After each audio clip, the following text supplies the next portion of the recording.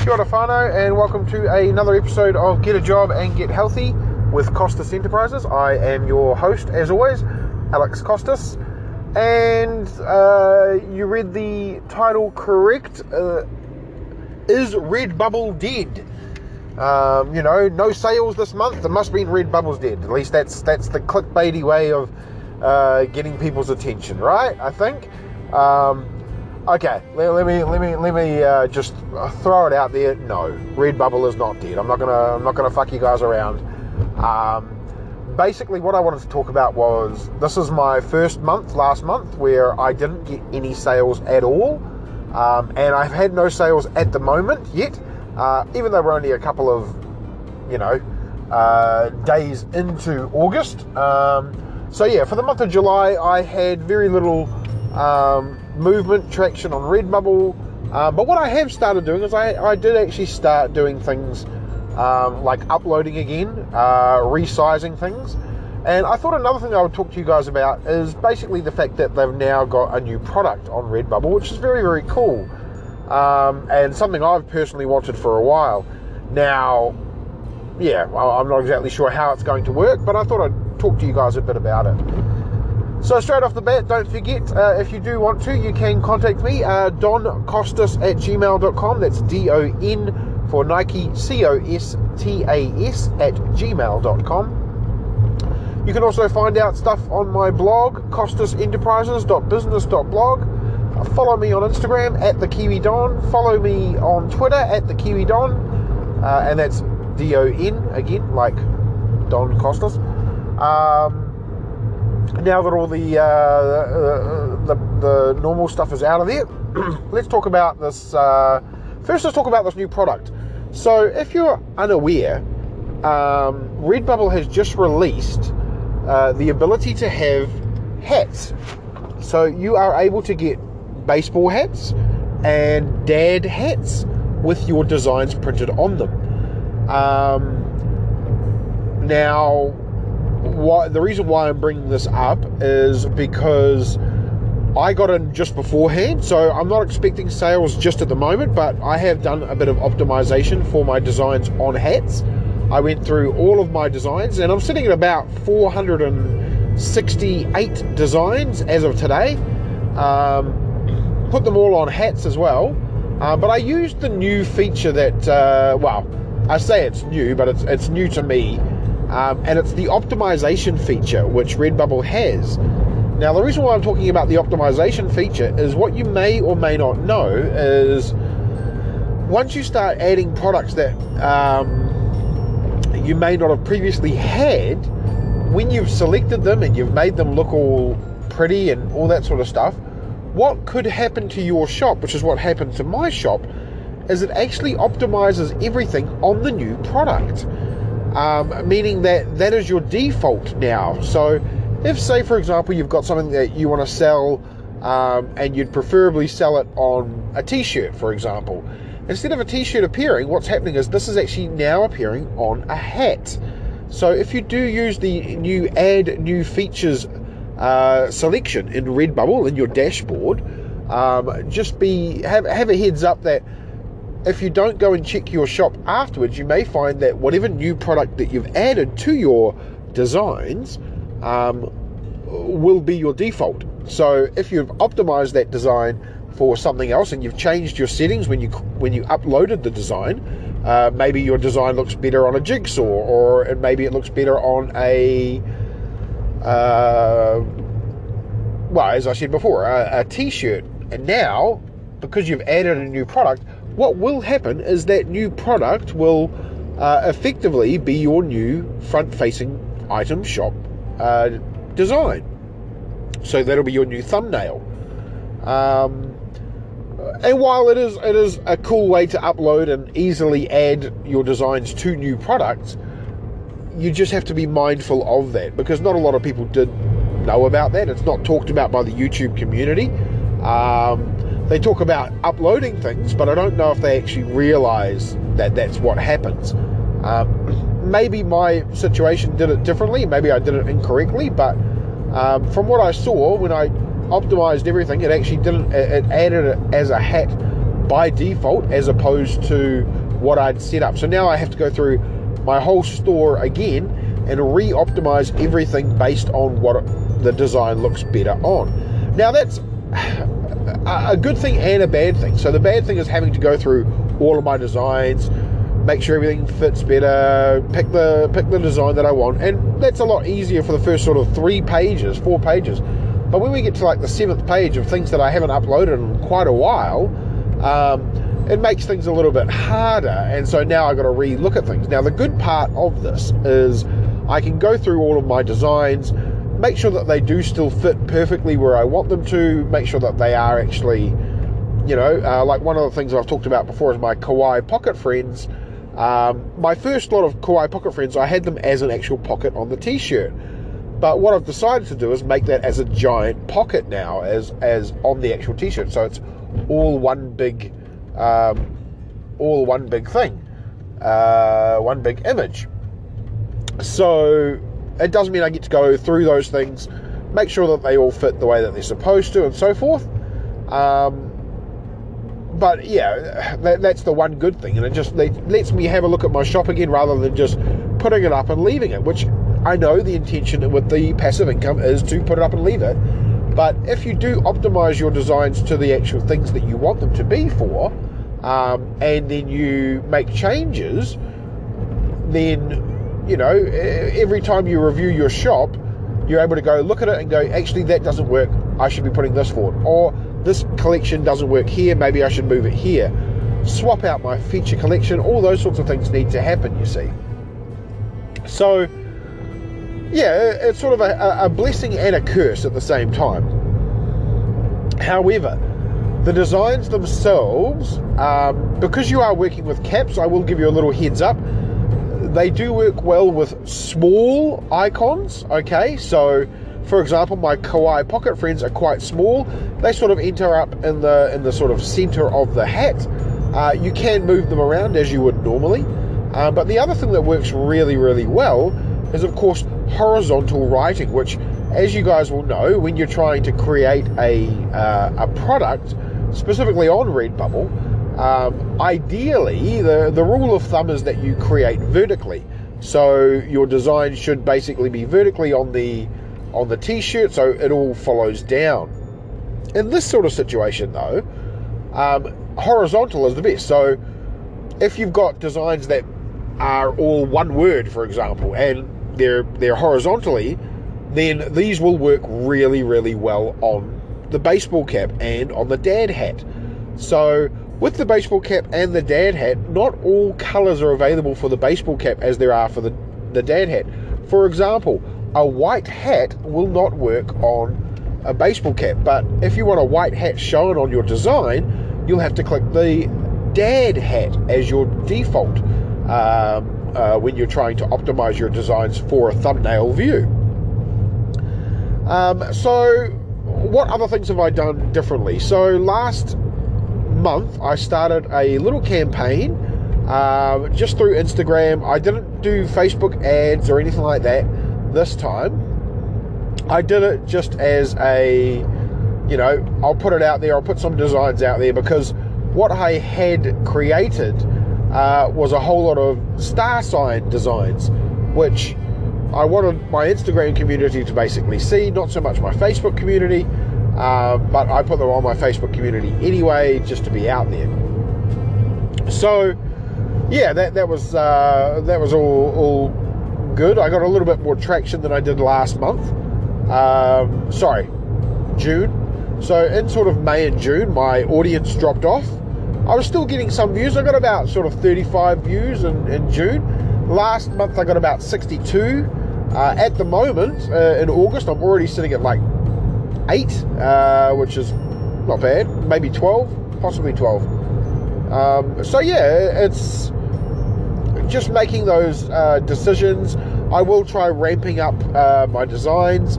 I've just created a whole lot of American United States flag designs. And the reason for that is I just simply clicked, I installed the Bubble Scout trending designs plugin for Chrome, which if you listen to Ryan Hogue, like I hope you guys all are, then you will know that he talks about Bubble Scout. He uses it. I started using it. And as soon as you sort of click into the Redbubble search tab, then Bubble Scout will go, hey, these are the top trending designs. And you can click on them and it'll take you to the designs. Well, the very, very top design was American flag. Now, I am not expecting any actual sales under American flag, given my designs. But if I do get something, you know, I mean, it's very saturated.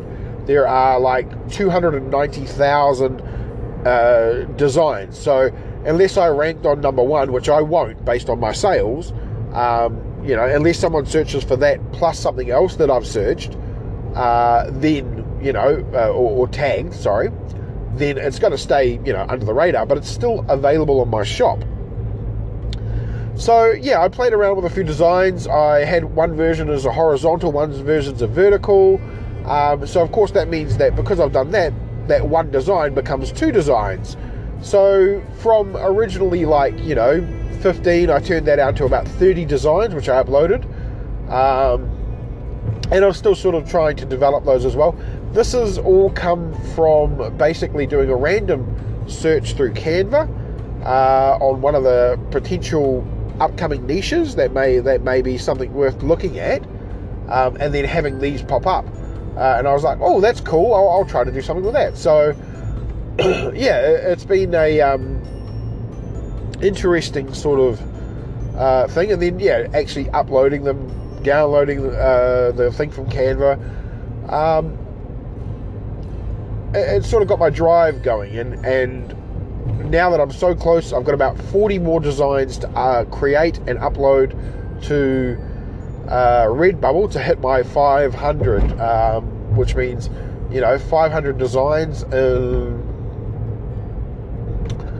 created in over a year. It's pretty good. It's pretty good. So yeah, not a clickbaity title. Is it dead? Is Redbubble dead? No, I don't think so at all.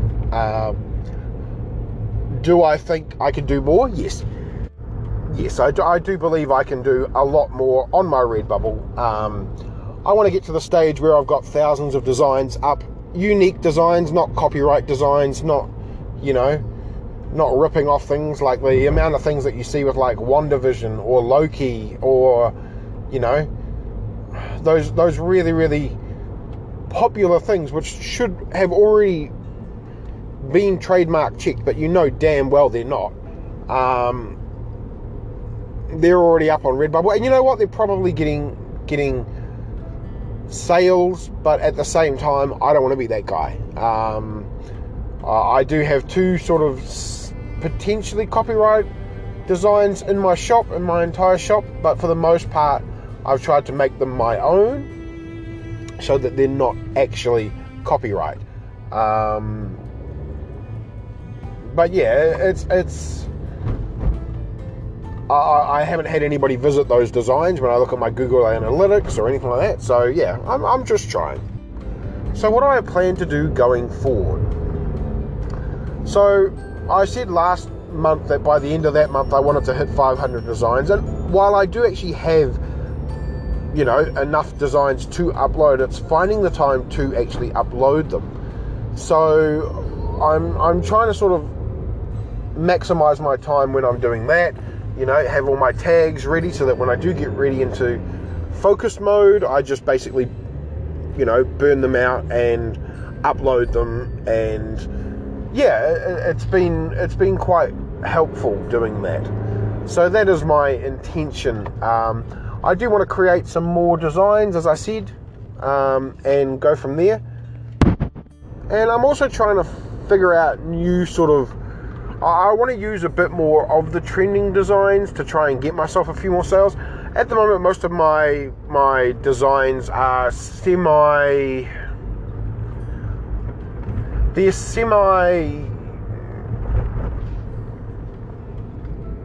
evergreen designs, so they can be used anytime, anywhere, all that sort of stuff.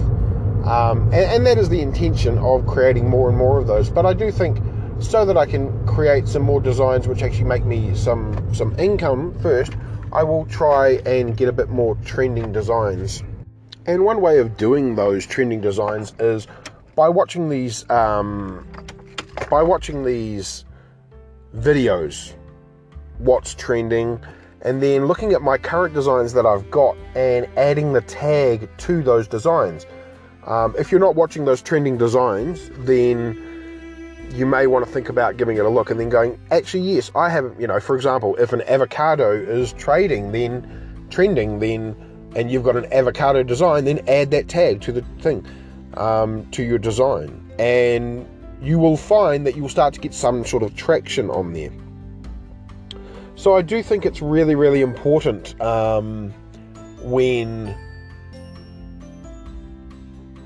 because if you do what I just said, what you're going to do for yourself is you're going to save yourself some time.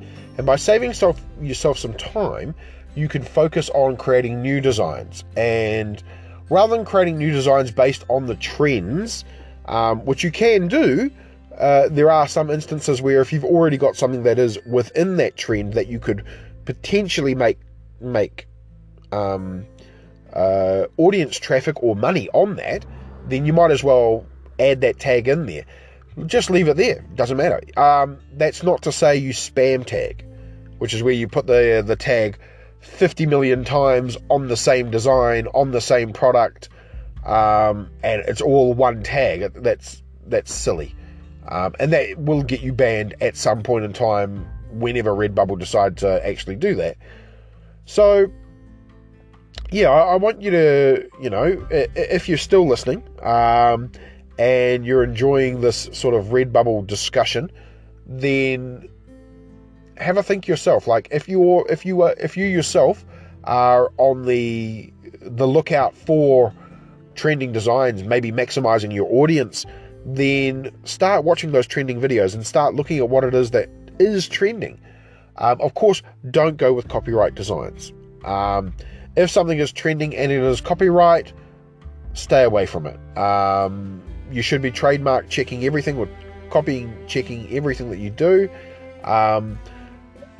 If you do create one or two keywords that does potentially come up as tracking, you probably won't get automatically suspended unless you do it a lot. If you do it a lot, then you know what?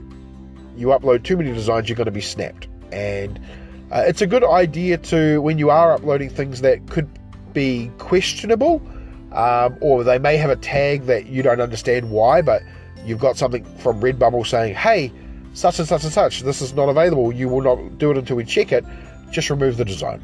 Make it easier on yourself. Or if you're aware of adding a tag and you know that tag could be something that is potentially, copyright-ish, take out that tag. Don't be silly. Make it easy on yourself. So, for example, I had a Hulk design, where the Hulk design didn't really, it looked a little bit like the Hulk, but it wasn't completely the Hulk. However, I had Hulk in the tags, and as soon as I did that, I removed it. I got an email almost immediately from them, and from Redbubble, and I just deleted the design. Like, I knew, I tried, got rid of it. I had a great spy one that I had, which had James Bond, and I put Bond in there, and I just decided to stay away from James Bond because of that. And it got flagged. I deleted the design. So it's not hard. You can get away with, doing it, but if you do get one of those warning emails, warning sort of letters, do yourself a favor, just turn it off. Get rid of that design. Delete it. Is probably the easiest way.